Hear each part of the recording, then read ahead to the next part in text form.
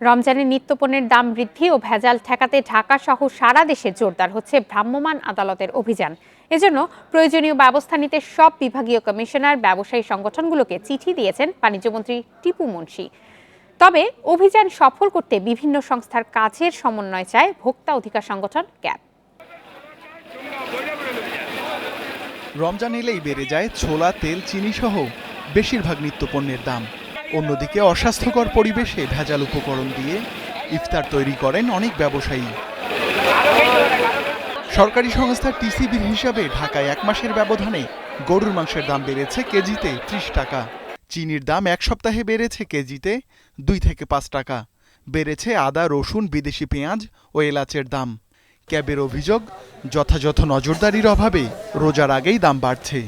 বাজার স্থিতিশীল রাখতে হবে পলিসির মাধ্যমে, এবং বাজারের উপরে যে নজরদারির মাধ্যমে কেউ যাতে আপনার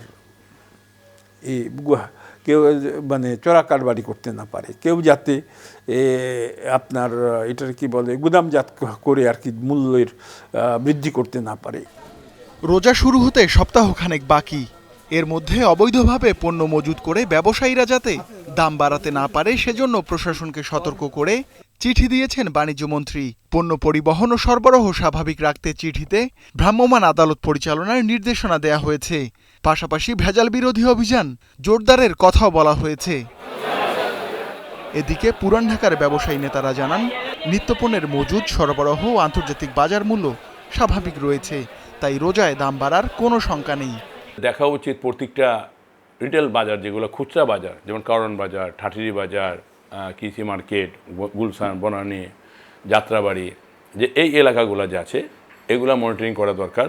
এগুলো মনিটরিং করলে আপনি অরিজিনাল তথ্যটা পেয়ে যাবেন যে মালের দামটা আসলে কি বাড়ছে কিংবা বাড়ে নাই। বাণিজ্য মন্ত্রণালয়ের কর্মকর্তারা জানান, রোজায় বাজার তদারকি করবে সরকারের বিভিন্ন সংস্থা। তবে এসব তদারকিতে সমন্বয় চান ভোক্তারা। Ruhul Amin, independent news, Dhaka.